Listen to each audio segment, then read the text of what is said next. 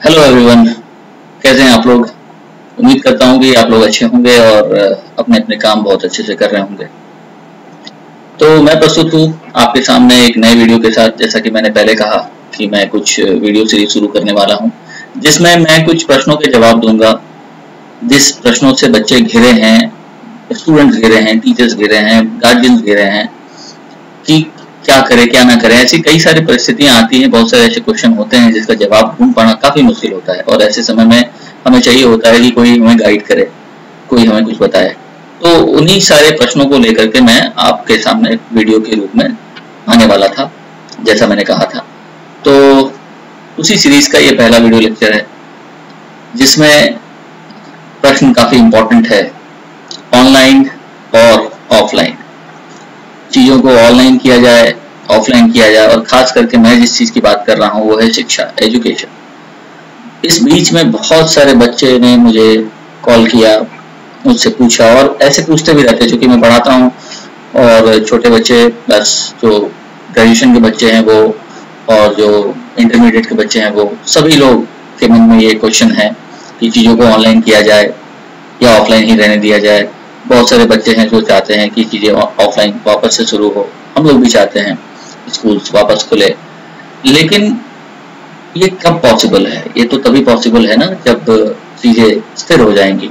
ये तो समझना पड़ेगा कि अभी चीज़ें उतनी अनुकूल नहीं है, खास करके शिक्षा के लिए, स्कूल्स के लिए, कि वो तुरंत में खुल जाए और सभी चीज़ें वैसे ही व्यवस्थित हो जाए। हाँ, विकल्प निकाला जा सकता है, बस उन्हीं विकल्पों को लेकर के कि क्या हो सकता है क्या नहीं हो सकता है, उन चीज़ों को समझने के लिए बहुत सारे बच्चे ऑनलाइन क्लास से संतुष्ट नहीं है। They are not happy with it, क्योंकि उन्हें लगता है कि वो चीज़ों को अच्छे से समझ नहीं पाते हैं, वो ऑनलाइन क्लास के चैलेंजेस को समझ नहीं पा रहे हैं। बहुत सारे टीचर हैं जो अभी इस कल्चर में अपने आप को डेवलप नहीं कर पा रहे हैं, अपने आप को एडजस्ट नहीं कर पा रहे हैं। बहुत सारे टूल्स हैं जिनका प्रयोग करने अभी उनको नहीं आता है, क्योंकि ये सिचुएशन अचानक से। एनीवे, तो यही सारे प्रश्न हैं। तो इसी स्थिति को देखने के लिए और अंततः ये जानने के लिए कि क्या करना चाहिए, मैंने सोचा कि कुछ इस विषय पर बोला जाए। तो उम्मीद करता हूँ कि आपको ये पसंद आएगा। चलिए शुरू करते हैं, इसको देखते हैं, समझते हैं क्या है क्या नहीं है। तो ऑनलाइन क्लास, ऑफलाइन क्लास, ये सबसे बड़ी समस्या है। बच्चे पूछते हैं सर ऑनलाइन क्लास होगा, ऑफलाइन क्लास होगा। मैं भी कोचिंग चलाता हूँ, तो बच्चे मुझसे पूछते हैं सर ऑफलाइन क्लास कब से शुरू हो रहा है। कुछ बच्चे बोलते हैं नहीं सर मैं ठीक हूँ, मैं अभी घर पर हूँ, कोई बिहार के अलग अलग जिलों में है, और वो बोलते हैं कि सर मैं यहीं से पढ़ रहा हूँ, मेरी पढ़ाई अच्छी चल रही है। कुछ बच्चे हैं जिनको ऑफलाइन क्लासेस चाहिए। तो ये क्वेश्चन है, क्या करें, ऑनलाइन या offline? State of ambiguity, confusion ही कंफ्यूजन है, सॉल्यूशन का कुछ पता नहीं। अब benefits for some and problems for many. अब जैसा मैंने बताया, ऑनलाइन क्लास किसी के लिए बेनिफिट है तो किसी के लिए बहुत बड़ी समस्या है। ठीक है, ऐसे में क्या करें, बहुत बड़ा प्रश्न। And what is the reality, सच्चाई क्या है? ये प्रॉब्लम है या सॉल्यूशन है? प्रॉब्लम है या फिर बेनिफिट है? क्या है? क्या ऑनलाइन क्लास अच्छा ही अच्छा है या ऑनलाइन क्लास बुरा ही बुरा है? क्योंकि ऐसी मानसिकता भी बच्चों के बहुत सारे डेवलप हो जा रहे हैं, या तो उसको कम्प्लीटली अच्छा कह रहे हैं या तो कम्प्लीटली बुरा कह रहे हैं। लेकिन समझना पड़ेगा ना यहाँ पर कि एक्चुअली में ये कैसा है। And what is the future, आने वाले समय में क्या होने वाला है, इसका भी तो आइडिया होना चाहिए। तभी तो अपने प्रेजेंट के एक्शंस को हम उस तरीके से कर पाएंगे ताकि आने वाले फ्यूचर के लिए हम तैयार रहें। ठीक है, तो चलिए, ये सारे क्वेश्चंस हैं हमारे। अब इन क्वेश्चंस को हमें डील करना है। तो let us look at it as it is. जिस तरीके से ये समस्या है, उस समस्या को हम लोग इसी तरीके से देखने का प्रयास करते हैं, चीजों को समझ करके, जान करके। कोशिश करूंगा जितना बता सकूं मैं बताऊंगा, ताकि आपको एक ओवरऑल आइडिया लग जाए। सच्चाई क्या है? सच्चाई है कि टाइम हैज चेंज्ड, समय तो बदला है, समय बदल गया है, and this is a reality. तो जब समय बदलता है तो हमें तौर तरीके भी बदलने होते हैं। समय इसी बात का सूचक होता है।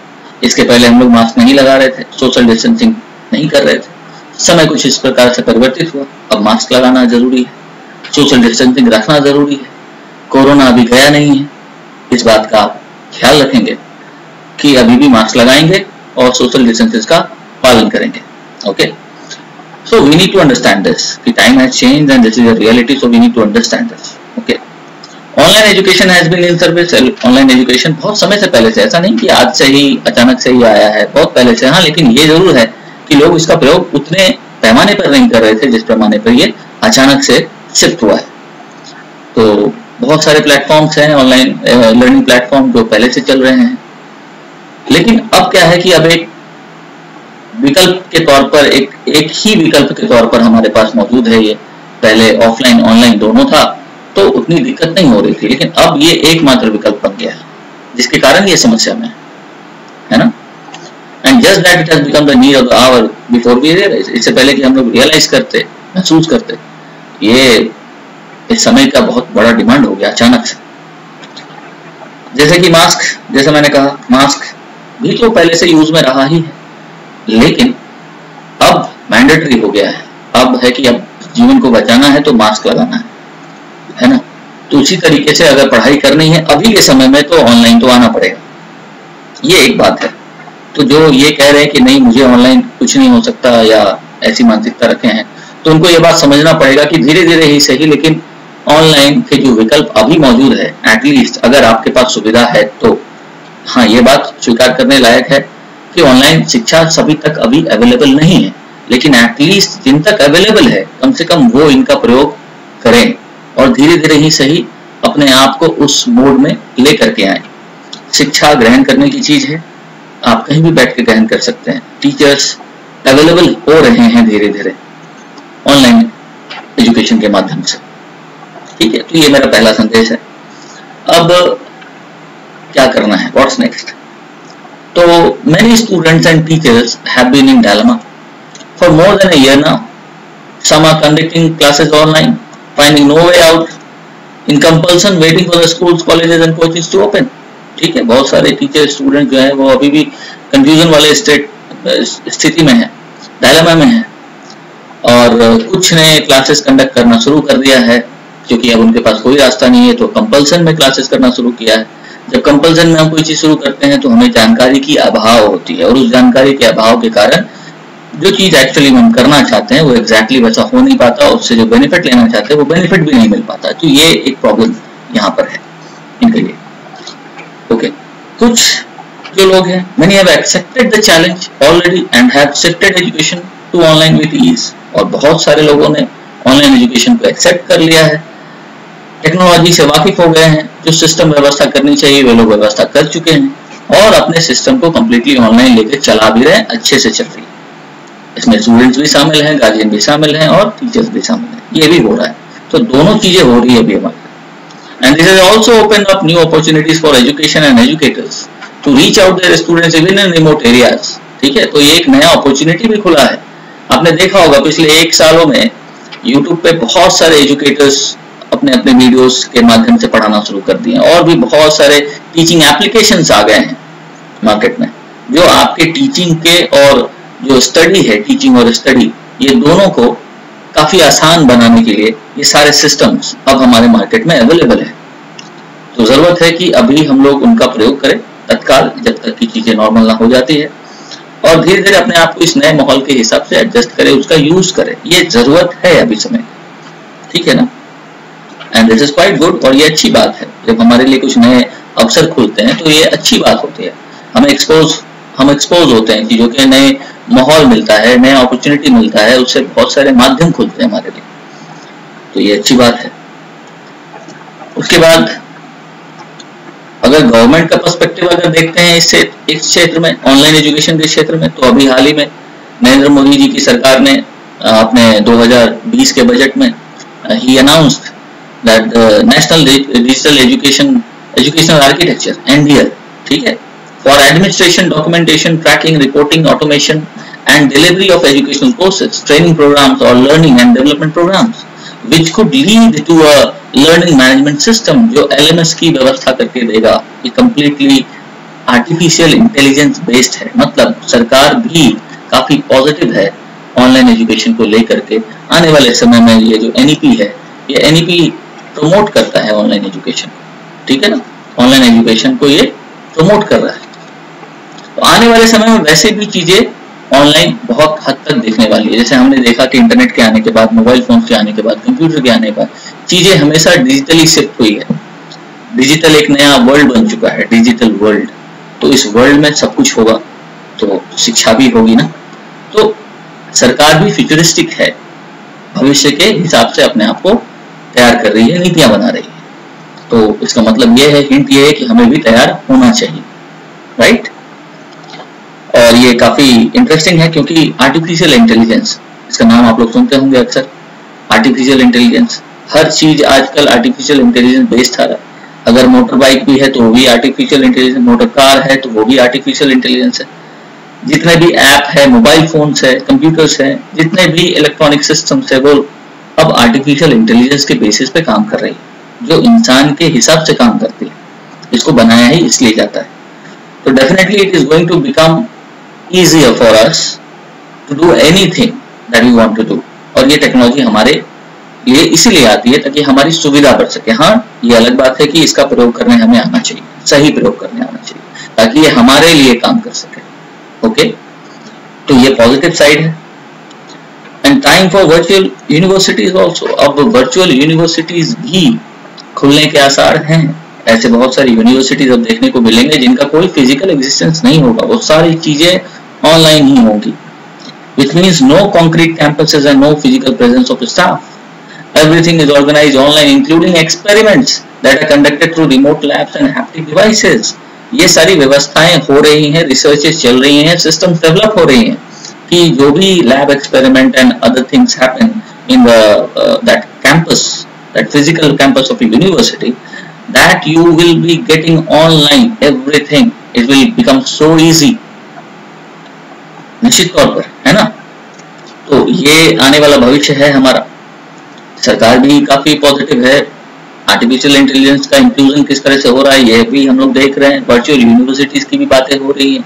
ये सब पॉजिटिव साइड्स हैं जो आने वाले भविष्य के बारे में हमें बता रही है। अब artificial intelligence would also make education personalized by taking into consideration each student's strengths, shortcomings and interests.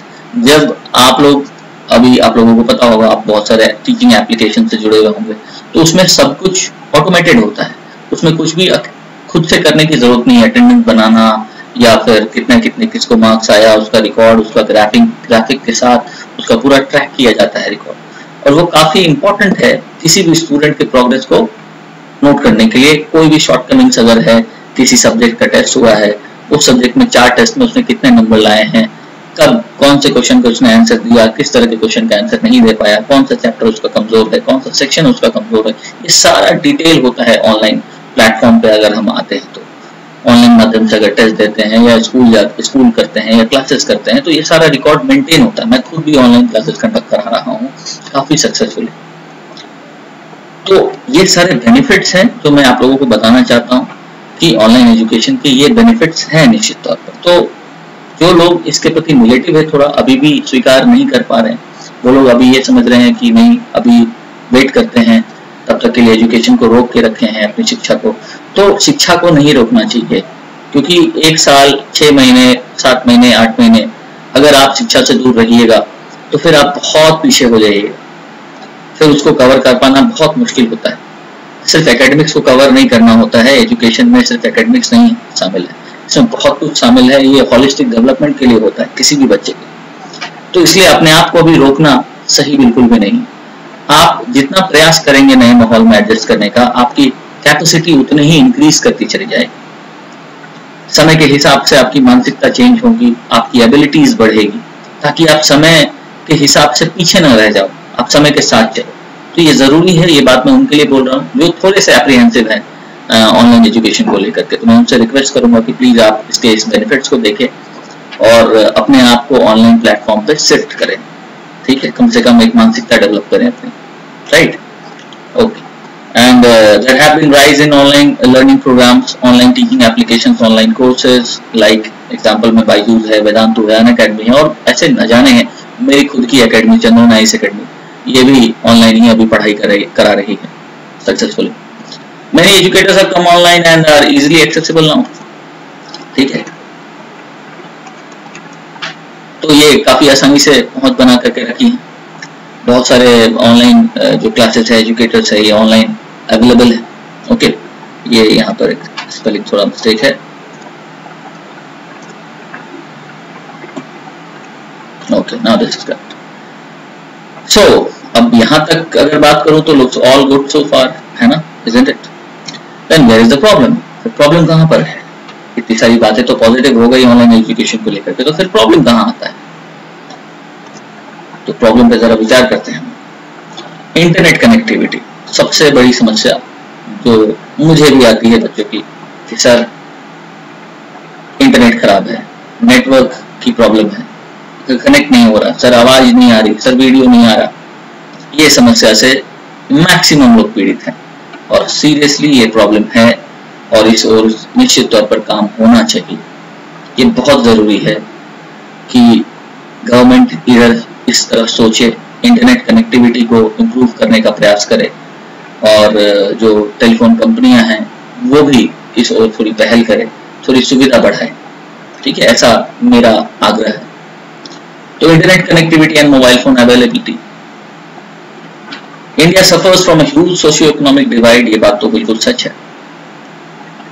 सामाजिक आर्थिक बहुत भेद है हमारे यहाँ समाज में, सभी लोग वेल टू डू नहीं है, बहुत बहुत अमीर है तो बहुत बहुत गरीब है। ठीक है ना। Only a small part of the Indian population has access to online education right now. Interrupted power supply, weak or non-existent internet connectivity, and unaffordability to buy necessary devices are major concerns. जो electronic devices है जिसके through classes चलती हैं, tablet है, mobile है, computer है, ये लोगों के पास अभी अवेलेबल नहीं है। जो वेल टू डू हैं, जो मिडिल फैमिली है, उन लोगों के पास तो अवेलेबल है, लेकिन ऐसे बहुत सारे सेक्शन ऑफ द सोसाइटी है जो अभी इसे एक्सेस नहीं कर पा रहे हैं। तो ये जरूरी है कि हम इस ओर सोचें और कुछ काम करें कि कैसे उन तक ये चीजें, ये सुविधा वहां तक पहुंचाई जा सके कम से कम दामों में, ताकि वो अफोर्ड कर सके। ये जरूरी है, ये प्रॉब्लम है और इस पे काम होना चाहिए। लेकिन ये फिर उनके लिए प्रॉब्लम नहीं है जिनके पास ये उपलब्ध है, जिनके पास नेटवर्क उपलब्ध है, अच्छे एरिया में रहते हैं जहाँ नेटवर्क है, मोबाइल फोन है, टैबलेट है, कंप्यूटर है, दे कैन अफोर्ड। तो निश्चित तौर पर उनको जरूर अपने आप को ऑनलाइन शिफ्ट कर लेना चाहिए और बाकी जिनको अभी नहीं मिला है उनके लिए हमें काम करना है। ओके, टीचिंग चैलेंजेस है, काफी बड़ी टीचिंग है। मैं खुद एक टीचर और मैं भी इन सारी समस्याओं को फेस करता हूँ। मुझे उम्मीद है कि बाकी लोग भी इसे फेस कर रहे होंगे, जैसे कि body language and eye contact, जो टीचिंग में सबसे ज्यादा जरूरी है किसी भी बच्चों को समझने के लिए, ये नहीं हो पाता है। इसमें बहुत बड़ी समस्या होती है। which are important cues for the teacher and are difficult to perceive in an online class. ये समझना थोड़ा मुश्किल हो जाता है, यहाँ पर चैलेंज है। यहाँ पर reduced effectiveness of teaching due to lack of continual feedback in the form of students reactions during online sessions. बच्चे रिएक्ट नहीं करते हैं, बच्चों से बार बार पूछना पड़ता है, समझ में आया, समझ में आया, समझ में आया। तो कई सारे बच्चों का फीडबैक नहीं आता है। बहुत सारे बच्चे ऑनलाइन क्लास करते रहे होते हैं लेकिन पैरेलली कुछ और काम भी कर रहे होते हैं। ये सामने से देखना, ऑनलाइन देखना काफी मुश्किल है। क्लास में अगर क्लास के माहौल में बैठे हैं तो सभी बच्चे आराम से देख रहे होते हैं, तो वहां पर इस चीज को पिकआउट करना काफी आसान है, लेकिन ऑनलाइन बैठ करके इसे पिकआउट करना एक टीचर के लिए बहुत बड़ा चैलेंज है। तो बच्चों के साथ कैसे कनेक्ट किया जाए ताकि बच्चे आपके वो सारे सेशन जो है वो कंप्लीट कंसंट्रेशन के साथ देख सके, कम से कम मैक्सिमम कंसंट्रेशन के मैक्सिमम टाइम तक देख सके, ये कम से कम हो। तो इसमें थोड़ी समस्या है। उसके बाद जो और भी सवाल हैं जहां पर प्रॉब्लम होती है, how many students have paid attention in a class, मुश्किल है पता लगाना। Of those how many understood the lesson, is teaching pace right, are some students getting left behind? These questions arise even in traditional classrooms, but they are harder to address in online classes. It is a frustrating experience to engage students of lower classes in online mode. There are network issues on both teachers and student end. ये सारी समस्याएं हैं जो online classes में हम लोगों को, teachers को, स्टूडेंट्स को फेस करने को मिलता है, निश्चित तौर पर मिलता है, इसमें कहीं से कोई शक नहीं। लेकिन हाँ, समय के साथ जरूर ये ठीक हुआ है। मैं पिछले 1.5 सालों से ऑनलाइन पढ़ा रहा हूँ, इसके पहले मैं भी नहीं पढ़ाया करता था, पिछले 1.5 साल से पढ़ाना शुरू किया हूँ, लाइव क्लासेस पढ़ाता हूँ, यूट्यूब पे वीडियोस भी है। तो पहले के इस 1.5 सालों की मैं बात करूँ तो निश्चित तौर पर चीजें सुधरी जरूर हैं, लेकिन अभी इसमें बहुत सुधार करने की जरूरत है। तो कम से कम पहल करेंगे तो भविष्य में हम भविष्य के लिए तैयार रहेंगे, ये जरूरी है अभी के लिए। प्रॉब्लम है ये स्वीकार करना होगा और प्रॉब्लम को डील करने के लिए हमें उपाय निकालने होंगे। सिर्फ प्रॉब्लम बोल करके प्रॉब्लम को दूर नहीं किया जा सकता है, प्रॉब्लम समझ करके प्रॉब्लम का सॉल्यूशन निकाल करके ही आगे बढ़ा जा सकता है, ऐसा मैं मानता हूं। ओके, उसके बाद और भी गंभीर समस्याएं हैं। क्या है गंभीर समस्याएं? रिपोर्ट्स फ्रॉम अ सर्वे की अगर बात करूं मैं, एक सर्वे का एक रिपोर्ट है कि with limitations of livelihood in a family the first one to receive blow are often girls. लड़कियां को पहले भी एक्सेसिबिलिटी की कमी थी, आज भी कमी है। पहले भी लड़कियों को शिक्षा से वंचित रखा जाता था, आज भी अगर ये ऑनलाइन एजुकेशन भी है तो सबसे कम सुविधा अगर ऑनलाइन एजुकेशन का मिल रहा है तो वो लड़कियों को मिल पा रहा है। सर्वे के अनुसार 733 students studying in government schools in Bihar, only 28% of the girls had smartphones in their home, ये सर्वे कह रहा है। In contrast to 36% of the boys, तो 28% लड़कियों के पास मोबाइल फोन था, स्मार्टफोन था। In contrast to the boys, it was 36%. And these smartphones almost always belong to male adults, often being lesser accessible to girls than boys. And half of these families could not afford internet data packages. तो internet data packages भी लोग access नहीं कर पा रहे, लोग नहीं ले पा रहे हैं। Therefore, lessons aired on television was the main option for majority of the student participating in this survey. इसलिए उनके पास क्या ऑप्शन बचता है? जो टेलीविजन पे जो वीडियो लेसन सभी चलाए जा रहे हैं सरकार के द्वारा, वही एक माध्यम है कि वो अपना क्लास ऑनलाइन कर पाते हैं। लेकिन वो भी बहुत बड़ी समस्या है, वहां पे भी कंसंट्रेशन, कनेक्शन और टीचर के साथ कनेक्ट होना, उतने समय तक बैठ करके समझना, ये काफी समस्या वाली चीजें हैं जहाँ पर बच्चे के पास अभी उतनी समझ नहीं है, या सभी बच्चों के साथ ऐसा कह लीजिए कि वो उस काम को करने में थोड़ी मुश्किल फेस करते हैं। सभी बच्चे ऐसा नहीं कर पाते हैं, कुछ ही बच्चे हैं जो उसका लाभ ले पा रहे हैं। तो इसमें कुछ सुधार की आवश्यकता है। However, girls were found to spend a disproportionately longer time on household chores than boys, which often overlapped with the time of telecast of these lessons. Now, such gaps in education could worsen the already wide gender gap in employment in India. और इस तरह का अगर situation बना रहा और इस पर कुछ काम नहीं हुआ तो पहले से मौजूद जो हमारे यहाँ जेंडर गैप जो है एम्प्लॉयमेंट में, वो और भी बड़ा हो जाएगा, वो जेंडर गैप। तो ये कंसर्न है एक, जो हम लोगों को मिलकर के सोचना होगा, गवर्नमेंट को भी सोचना होगा इस विषय पर कि क्या और किया जा सकता है।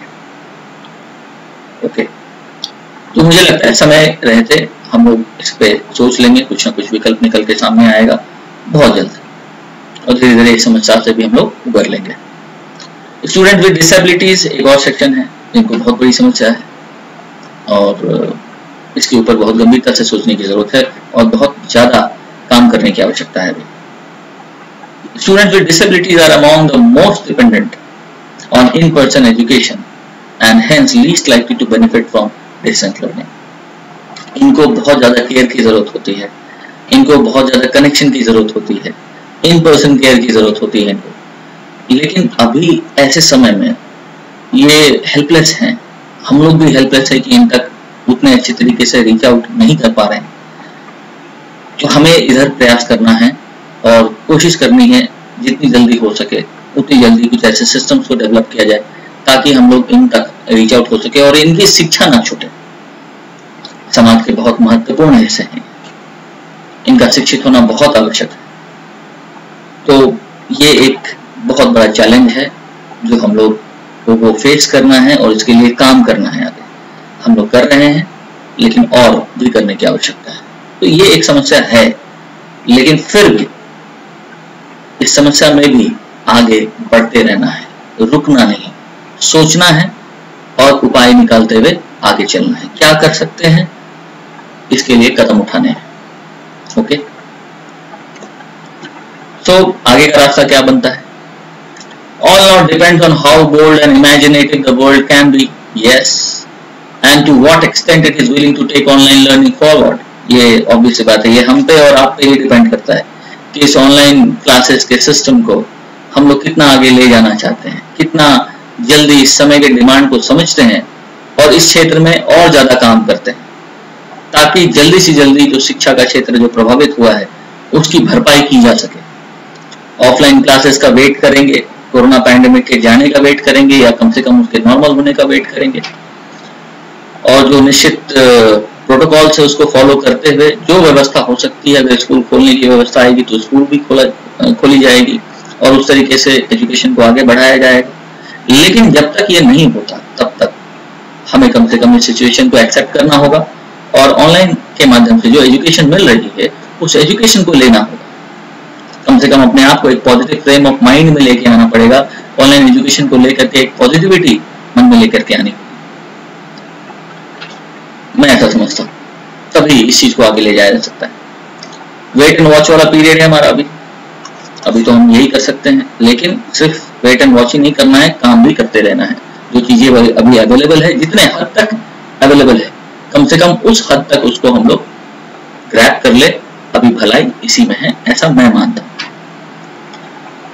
टेक्नोलॉजी के क्षेत्र में काफी विकास हो रहा है, बहुत सारे इंस्टीट्यूट्स हैं जो इस ओर काम कर रहे हैं, फॉरेन इंस्टीट्यूट्स भी हैं, हमारे भारतीय इंस्टीट्यूट्स भी हैं जो इस ओर काम कर रही है। आर्टिफिशियल इंटेलिजेंस एक बहुत जबरदस्त चीज है जिसके ऊपर बहुत तेजी से काम हो रहा है, ताकि इसको एजुकेशन में जितनी जल्दी हो सके इम्प्लीमेंट किया जाए और एजुकेशन को जितना आसान हो सके, एक्सेसिबल बनाया जा सके, ये बनाया जा सके उन सेक्शन तक जो सेक्शन तक अभी इसकी पहुंच नहीं है। तो काम तो हो रहा है। Cutting edge technology like artificial intelligence will open new possibilities for innovating on personalized approaches catering to different learning abilities. IIT Kharagpur has collaborated with Amazon Web Services to develop the National Artificial Intelligence Resource Platform. The future possibilities of which include monitoring eye movement, जैसा कि ये समस्या बना है teachers के साथ कि बच्चों के आई कांटेक्ट नहीं पकड़ पाते हैं, तो इसके ऊपर काम हो रहा है आर्टिफिशियल इंटेलिजेंस के माध्यम से। Motion and other parameters for better teaching and learning. And Google has also indicated future support in AI based education in India. तो ये सारे काम अभी इस क्षेत्र में हो रहे हैं और मुझे लगता है बहुत तेजी से हो रहे हैं। आने वाले साल, 1.5 साल के समय में अब जो ऑनलाइन एजुकेशन है वो काफी मजबूती से सामने आएगा और काफी कुछ नया देखने को मिलेगा। इतना आसानी से ये एजुकेशन हमको अवेलेबल होगा कि मुझे लगता है कि जो अभी एप्रीहेंसिव है, थोड़े अभी चीजों को एक्सेप्ट नहीं कर पा रहे हैं, आने वाले समय में इस चीज को एक्सेप्ट जरूर करेंगे। और हाँ, हम लोग वेट करेंगे कि कब ये कोरोना पैंडेमिक जाता है। ये हम ही पे डिपेंड करता है, इसे कितनी जल्दी भगाना है ये हम पे डिपेंड करता है। अगर हम कॉन्शियस रहें, कोरोना के प्रोटोकॉल्स को फॉलो करें, मास्क लगाएं, दूरी बना के रखें और बिना बात के बाहर ना जाए, जब जरूरी हो तभी बाहर जाए, जब इन सब बातों का हम ख्याल रखते हैं, स्ट्रिक्ट डिसिप्लिन में रहते हैं, जो डिसिप्लिन रिक्वायर्ड है अभी के समय में, तो पूरी उम्मीद है, पूरी आशा है कि इस दौर से हम लोग बहुत जल्दी बाहर निकलेंगे। हम लोग एक कॉन्शियस बिहेवियर लेके चले, इसी पे डिपेंड करेगा कि ये पैंडेमिक कितनी जल्दी जाएगा और कितनी जल्दी बाकी सारी चीजें नॉर्मल होंगी। और जब नॉर्मल हो जाएंगी तो ऑफलाइन प्लस ऑनलाइन ये दोनों का इंफ्यूजन होना जरूरी है। कुछ ऑनलाइन टूल्स हैं जो काफी महत्वपूर्ण है, जो हमारे ऑफलाइन क्लासेस में अवेलेबल नहीं हो पाते थे, जैसे टीचिंग की जो इफेक्टिवनेस होती थी उससे वीक पड़ जाती थी। लेकिन अब क्योंकि हम लोग ऑनलाइन क्लासेस से वाकिफ हो चुके हैं, तो ऐसे बहुत सारे टूल्स हैं जिनका इस्तेमाल अब हम लोग ऑफलाइन क्लासेस में भी कर सकते हैं, उससे टीचिंग और ज्यादा इफेक्टिव हो जाएगी। तब अल्टीमेटली मैं तो यही कहूंगा कि जब ऑनलाइन एंड ऑफलाइन दोनों के जो गुण हैं, जो क्वालिटीज हैं, जब कंबाइन करेंगे तब एजुकेशन अपने सबसे सर्वोच्च स्तर पर होगा। और तब तक के लिए हम लोग को प्रयास करना है। और अभी जो अवेलेबल है, पहला काम कि कोरोना प्रोटोकॉल्स को फॉलो करें ताकि जल्दी से जल्दी स्कूल खुले, लोग चीजें नॉर्मल हो जाएं, लोग स्वस्थ हो जाएं।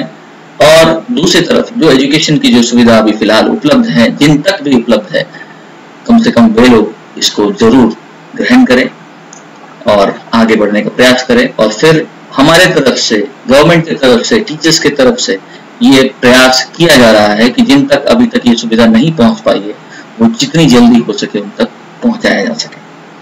मुझे उम्मीद है कि आप लोगों को अच्छा लगा होगा वीडियो। पसंद आया तो प्लीज आप लोग कमेंट करें, लाइक करें, सब्सक्राइब करें और फिर हम लोग मिलेंगे अगले क्वेश्चन के साथ। तब तक के लिए अपना ख्याल रखिए। Take care, good bye, God bless you.